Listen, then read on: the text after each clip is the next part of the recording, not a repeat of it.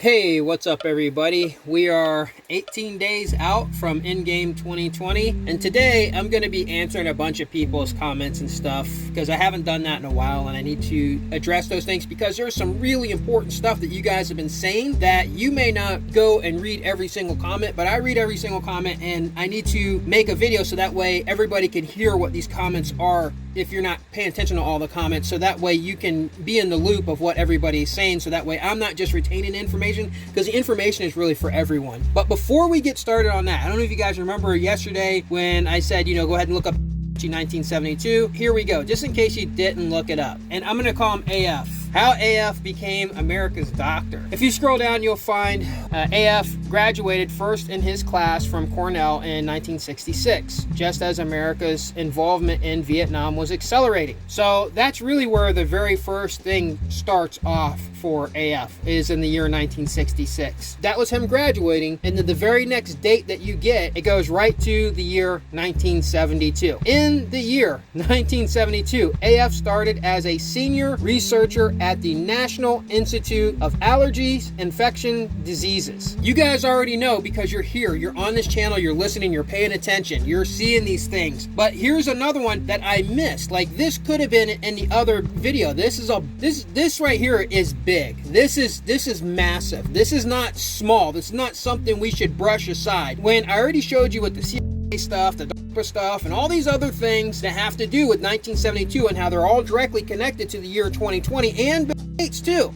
So you guys should know. I mean, I'm not here to convince you guys, and people who will look at this overwhelming evidence and literally just brush it aside, it just tells you that there's something wrong, right? There is a reason why they don't want to see it. It's absolutely absurd for somebody not to look at the overwhelming facts like that and not think that something is definitely wrong. Okay, so this we have a new person in the mix who is dropping some comments with some real good stuff. Like how Greeny was putting up a lot of comments that were like that was really good stuff for us to dig our teeth in and to say, okay, yeah, let's take more look into what he's saying. There is also another new person who's out there named Neil Baker, and he put up a comment saying Atari equals rat and AI. I never noticed that. I never put that together. I don't know if you guys ever put that together, but man, he's right. He's spot on. Yes, A and I are on the outside of the word rat, which is backwards actually, because it's TAR, but if you switch that around, it's rat. It's RAT.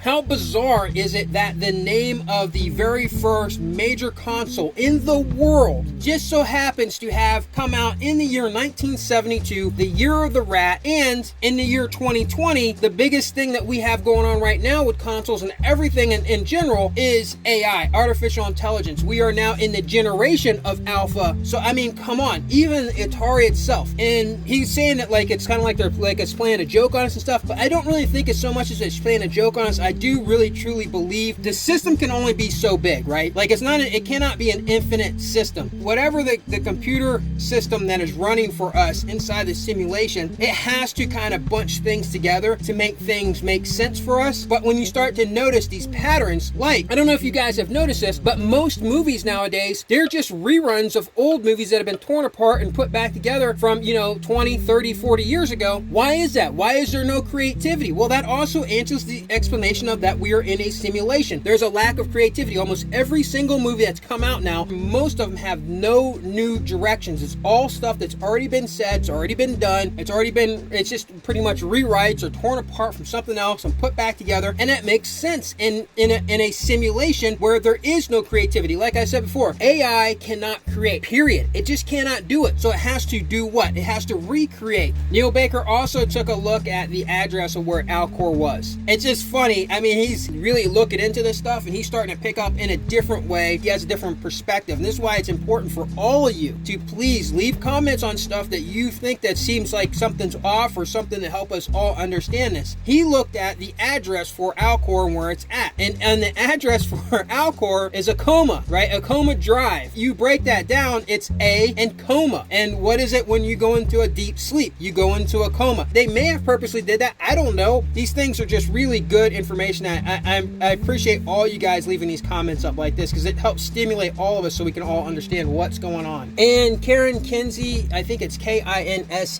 she's been leaving a lot of comments lately, and I've been trying to keep up with the stuff that she's saying because I know that she's interested and I want to try to reply to her as much as possible. And that's also important. She asked the question, where do you talk about your visitation? She's obviously talking about when I had the alien intervention thing that happened to me. If you go to the video playlist, go into my video playlist and then go to the list that just says 1972. Scroll down through that list and you'll see a video there called Religion, Aliens, and Scientists Inside of the Matrix. Click on that video, and if you don't want to see all the stuff on religion or all the stuff on science, I put a little thing there, a little time ticker for people to click. You can just go to 1830 and it takes you right to where I explain all that stuff. So I appreciate your comments. Yeah, go there and check that out, and then leave a comment and tell me what you think. I'm also looking for anybody else who actually can say that they've actually have actual proof of prints, because I've only found one footprint that was exactly the same identical print that was in my school. There was no doubt about it, and I tried to find out who posted that picture of that, and I cannot find out where the picture came from, because if I did, I would just ask them, did you measure those footprints, and I would ask them some other questions of some things too that happened before that happened and then after it happened, and see if they had some similar experiences, so I know that they're telling the truth, that it's not just somebody just trying to troll me or whatever. But yeah, it's when I look at the print that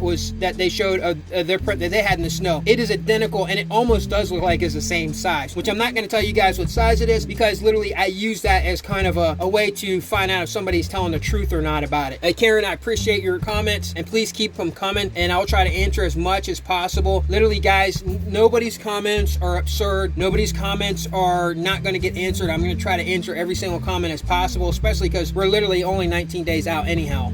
Or 18 days out. Whoops. Yeah, we're 18 days away. And the last comment that I'm going to address today, because this is very important, it's going to pertain to what's going to happen tomorrow. Maranda, Maranda, Ortego. I'm sorry, I don't know how to pronounce that name. I'm not very good at let alone I'm not very good at remembering names. But she left a comment and she said that Monday is an important day in many ways for the elites. Great video. And then what does she mean by Monday is going to be a great day? Okay, so she says this Monday is the day the vax get distributed, the electoral college deadline, the solar eclipse, and the new moon lineup. So she's pretty much saying about there is a bunch of stuff going to happen tomorrow. December 14th, we're expecting to have a solar eclipse that's coming through. We also have the sun, which hasn't, the solar explosions on the sun have not stopped, guys. They just keep coming. And that's what I was saying is it's a very good possibility we're going to see something very crazy tomorrow if that happens with the sun lined up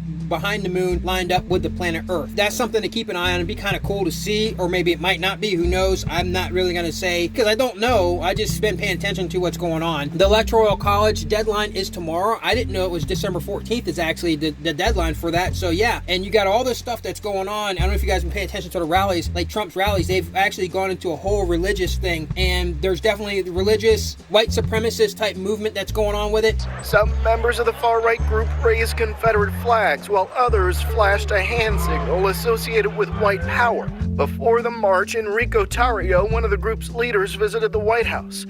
A White House spokesman denied that there was a meeting with the president, insisting that Tarrio took a tour that was open to the public. Are you going to meet with the president? That's the rumor. No, I'm not going to meet with the president. Welcome back. Violence broke out overnight following a pro-Trump rally in the nation's capital. Protesters clashed with counter-protesters and police. 4 people were in fact stabbed and are in critical condition. 1 officer has minor injuries. In all, 8 people were taken to the hospital and 33 were arrested. In Washington state this weekend, also 1 person was shot amid pro-Trump and anti-Trump clashes, police saying the suspect was arrested. This is all coming the same day as the leader of the Proud Boys, a far-right extremist group with ties to white nationalism, shared photos of himself at the White House. Enrique Tarrio posted that he was invited, but a White House spokesperson says he was actually on a public tour and not invited by the president, but the president does not discourage any of this behavior. If anything, he actually fuels it. Here he is just today as he continues to push his baseless claims that Joe Biden did not win this election. regardless of what people want to say, whether there's racism going on or not, first of all, you guys already know how I feel. Racism is your right. You should have the right to be a racist person. I personally am not racist. I am open to all people, all cultures, and all languages. But I do also believe that people have the right to not like other people because it's just how they feel. We can't force people to feel a different way. But yeah, that's definitely going on, with the solar eclipse, with the moons lining up, with everything that's happening, and they're going to be pushing out the vaccine tomorrow, which is supposed to be coming out. So tomorrow is definitely going to be a very impactful day, and we're just going to have to keep our eyes open and pay attention and see what happens. And then also, she says that it's going to be a ritualistic day for a dawn of a new era upon us.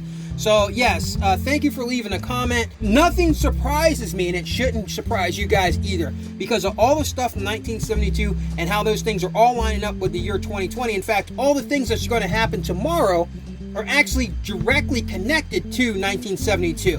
When you look at the vaccines, who is the head of that stuff? Yeah, AF is there. So when you look at the Electoral College, which deadline's tomorrow, what is that about? That's about the elections. Well, it has to do with Donald Trump and Joe Biden. Yet 1972 Donald Trump, 1972 Joe Biden, directly connected.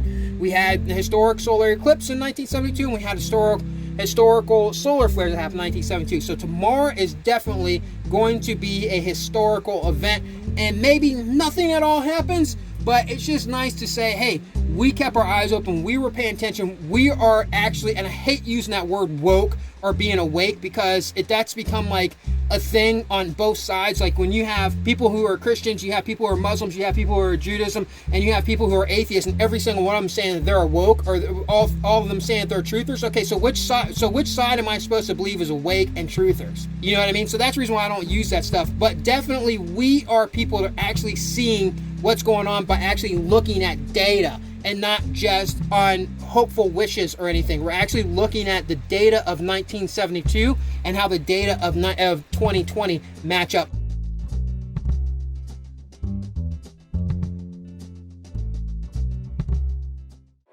It's his game now. The only way to win is not to play. Yeah, well, that's a hell of a way to live. But it is a way.